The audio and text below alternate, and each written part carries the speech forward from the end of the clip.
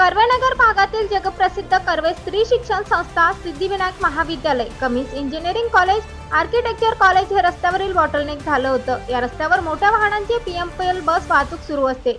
अरुंद रस्त्यावरील अतिक्रमणामुळे येथील पादचारी, वाहन चालक व नागरिक जीव मुठीत धरून प्रवास करतात.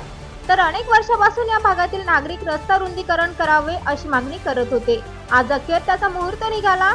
स्थानिक लोकप्रतिनिधी, पथविभाग प्रमुख व अतिक्रमण विभाग प्रमुख टीम यांनी येथील अतिक्रमण हटवण्याचं काम हाती घेतलं. यांनी कर्वेनगर मधील पानंद रस्त्यावरील अतिक्रमण हटवण्याचं काम केल्यानं संदीप खाटेकर यांनी त्यांचे विशेष अभिनंदन केले. तसेच त्यांनी काही मागण्या देखील केल्या आहेत. शहरात सर्वत्र side margin, front margin, parking space अशा ठिकाणी सर्रास अनधिकृत व्यवसाय सुरू असून त्यामुळे वाहनं रस्त्यावर पार्क होतात व वाहतूक कोंडीत भर पडते.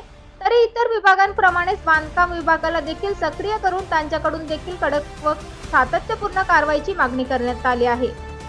पथारी व्यावसायिकांचा व्यावसायिक हक्क अबाधित राखण्यासाठी आणि त्यांना वैधरित्या व्यवसाय करता यावा यासाठी अनेक वर्ष प्रलंबित असलेला हॉकर्स झोनचा विषय लवकरात लवकर मार्गी लावावा अशी मागणी देखील करण्यात आली आहे.